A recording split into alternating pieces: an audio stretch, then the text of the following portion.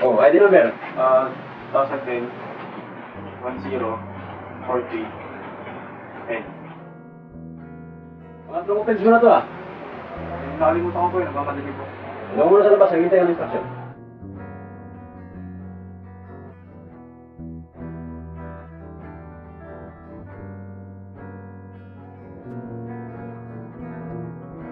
Pre, anong offense mo dito?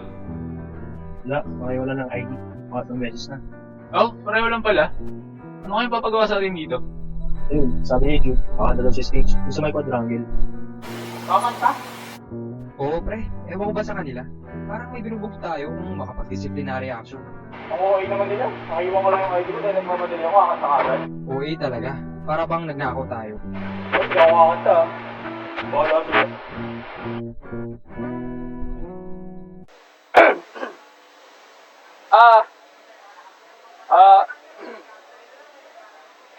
Hindi ko ito ginagawa dahil payag ako.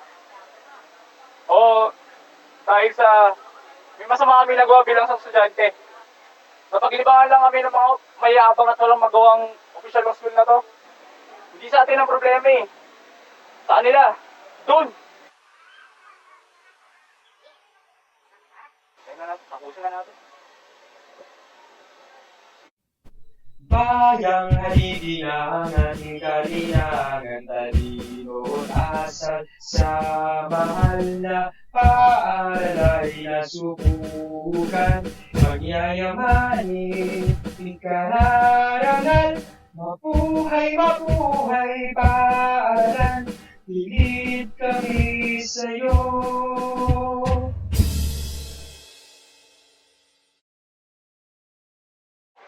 Tara, mga TikTok. Tara. Hey, Brad! Sagit na, Brad! Yung mga sinabi mo kanina, ah. Ano ba last week? Halos ba ganyan din ako eh. Dalawang beses ko naiwan yung ID ko.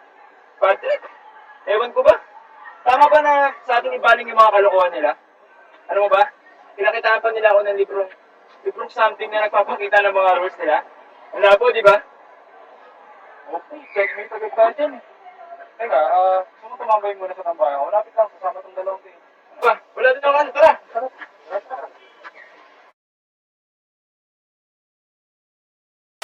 Kalimutan nyo lang ID mo, kanta na. Sa susunod yan, may expect na kayo pag hindi nyo nabalik yung lettering book sin time. Ewan ko ba? Sabi sa akin kanina, gusto daw nila para delay yung security ng mga estudyante. Kamote, ba't sa atin binabalik, di ba? Oo yan, lagi sa ating binabalik eh. Tignan nyo, yung passing rate natin sa board exam. Tapos, ano ginawang paraan? Parang nilagyan tayo ng mockboard, yung commencement examination. Yung bawat tapos mo ng physics, math, ay mga major subjects na yan. So yung mga kalawang exam na bukod sa may bayad na, hindi ka pa makakausan hanggang hindi mo na ipapasa. Bakit ito pinasubukan natin? Vacuum cleaner, yung mga pera ng mga nanay at tatay natin. Bawat galaw mo sa classroom, bibili ka muna natin sa bookstore, tapos palagi ka naman bagsak. Kahit taas-taas ng tuition mo. Pero, ayun ako. Speaking of paksa, hindi po, nasisipa lang ako sa course ko eh. Ganito yun eh, yung prof namin, may quick quiz kami, di ba? 1 hour late lang natin. Kamote, wala pa akong pinapasa exam sa kanya dahil lagi siya late eh. Ano, pre? Sure fail ka na. 90% bro. Wala din na paraan yan. Ito kasi tropa ko si Paul may naisip eh. Makakabawi na tayo. Kasi hindi pa tayo kumita ng pera. Ano? Tara! Oh, Paul. Yung 15 na basahin natin ngayon. Kumaya na lang pag-uwi ko ni... Kasi ako. Pupunta ka mo ba? May gagawin na importante. Sige, Max.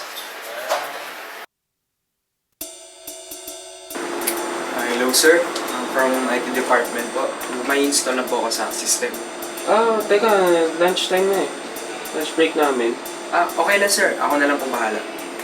Sige, sige.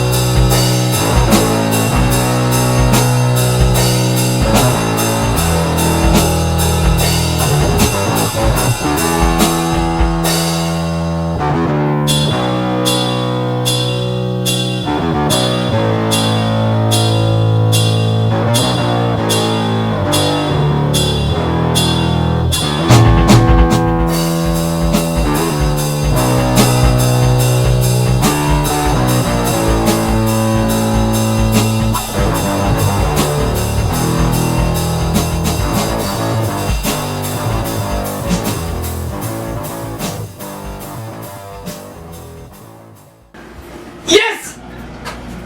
Ayos mga Brad! Success yung plano! Ayos, nag-text na rin yung kliyente natin. Ayos na daw, pasado na grades nila. Full scholar pa. Siyempre! Ayos, di ba? Nakatulong na tayo ng kape. Natulungan pa natin yung iba. Tapos, tiba-tiba pa tayo sa pera.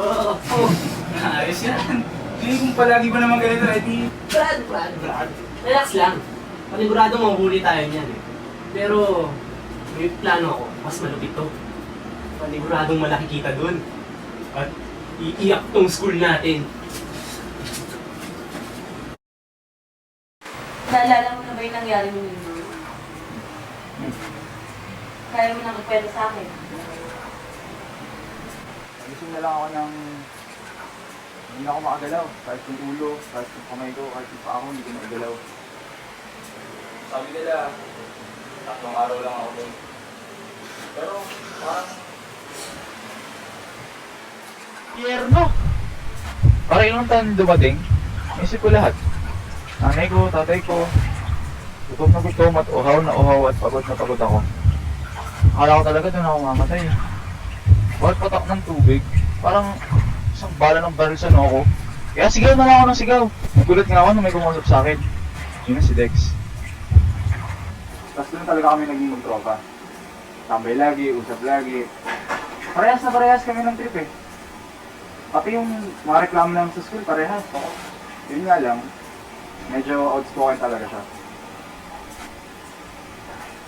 So, dun mo na siya naging best friend? Oo. Yeah. Kung ano-ano ng trip namin. Kung ano-ano.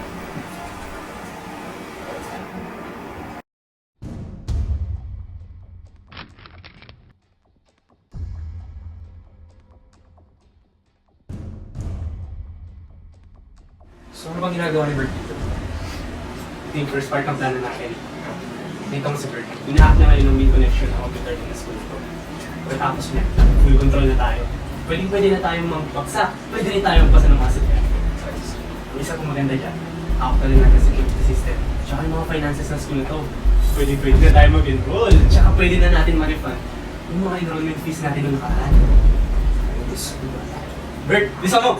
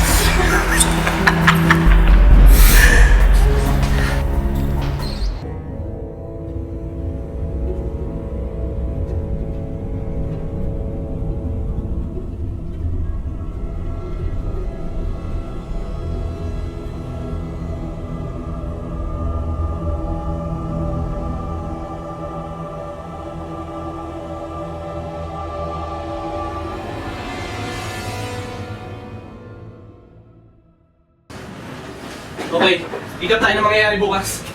8:55 p.m. Trigger call with ID. Kami tumalikot sa team sa kanina susunod na may nangyayari. Kasi siya. Kailangan na rin yun sa power generator natin. Boom! Kaya-kaya ko lang sirain yung main breaker. 8:59 and 30 seconds. Magpo-full energy shutdown. Gamit ang bomb ang ginawa ni Kape. Papasabog namin yung pintuan ng main boat ng school. 10:03. Kung pabalik ang ilaw gamit ang power generator, enable all fire alarms. Magpapanik at lalabas lahat ng nagkakaunting tao na tira sa school. And Kapag pag meron tulong sabihin, lahat tayo ay nasa cave sa SM Manila. at tatlong months, naglalaman ng 20 million pesos. 10:30 mo mapapansin ng mga guards na nabuksan natin ang treasury office. 10:35 pa nila makikita na sumabog ang pintuan ng vault. At bago matapos ang gabi, mabibigay ang buong Pilipinas sa lakas ng iyak ng mga nawalan.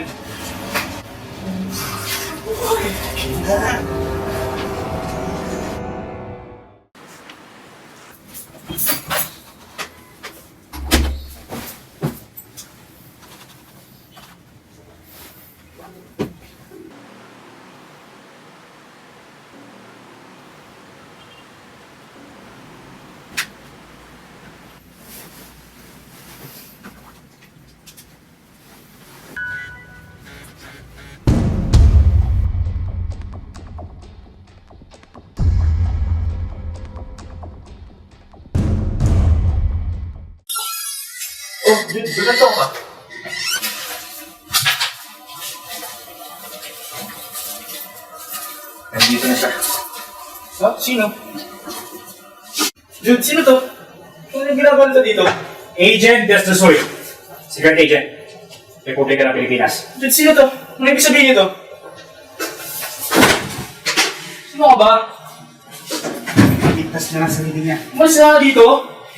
Sumama ka na lang.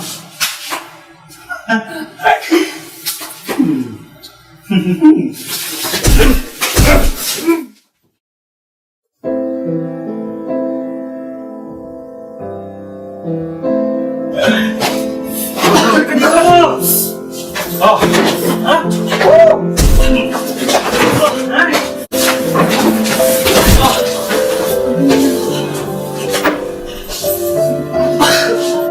Now, ano kala mo? Diyos ka? Ha? Ha? Kaya mo sa sarili mo, ha?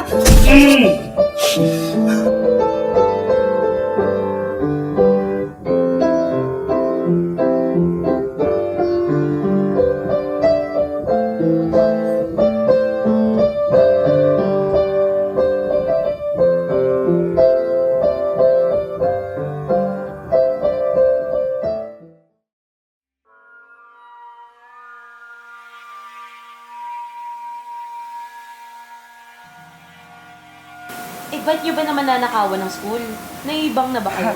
Binalak namin ilagay sa kamay namin ng paghiganti. Kasama na yung kagustuhan namin na baguhin yung sistema ng school na sa tingin namin ay tama. Doc, pwedeng umalis na muna ako. Kailangan ko siguro ng oras mag-isip. Sige, sige. Pero alam mong kailangan kong makausap si Dex, yung best friend mo. Pakitype naman yung number niya. Sige.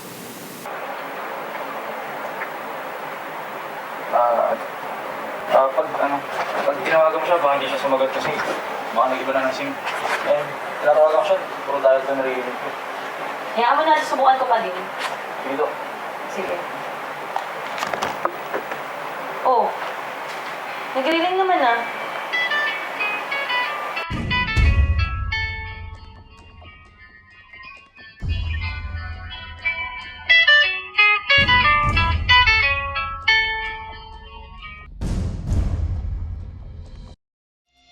Hello? Hello? Dex?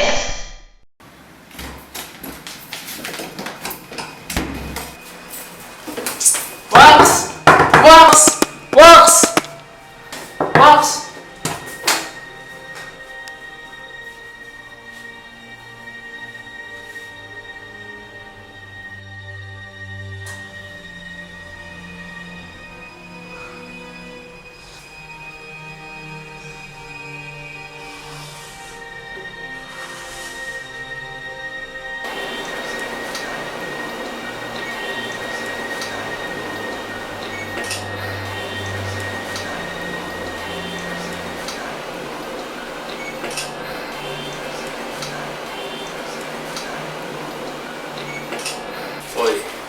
mo pang itama ang lahat. Pwede mo pang hindi na kami makita. Kapayapaan, Paul. Sa puso mo, sa isip mo, Paul. Wax. Paul. Alam mo gagawin mo, Paul. Kaya pa natin paiyakin yung mga pesting buhay na yan. Paul! Ano ba nang nagbago ah? Kaya pa rin gawin yung mga bomba mo. Paul, hindi pa nawawala yung mga skill sa mga ganyan. Tama na. This time, let me handle this, okay? Hindi pwede patalas-dalas tayo dito. Makinig ka sa akin, Dex. Kagana tong plano na to, mas malupit to. Iiyak yung mga buhayan na yan. Hindi dahil mas malakas yung apoy nila, tapos nilabanan natin ang apoy natin. Matatalo natin kasi sila kasi tama yung binibigyan natin mensahe sa kanila eh. Hindi ka tulad ng mga yun.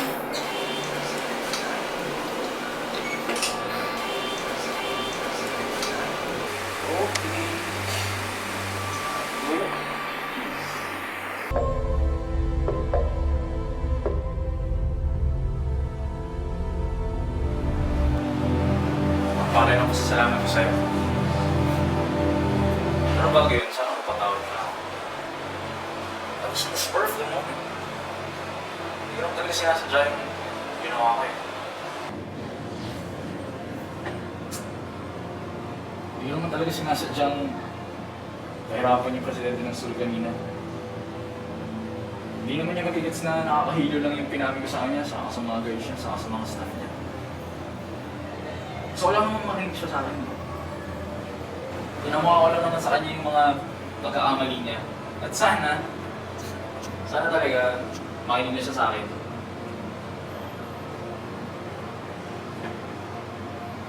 Pero, maya-maya ang konti, nakakatayo na ulit yun. Siyempre, nasusunod sa mga kondisyon. Tapos, uhuliin na ako dito. For, I don't know, assault siguro. Ewan, wala na. Diretso naman ako ng sideward eh. May DID daw ako, sabi ng psychologist ko si Dr. Gonzalez. Agad ka?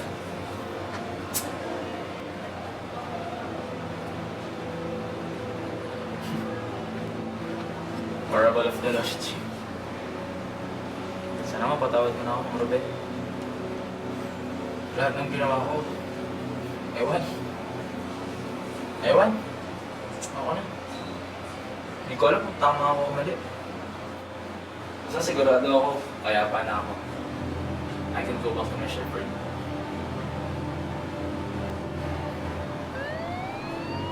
Yan na. Nandiyan na sila. Sige.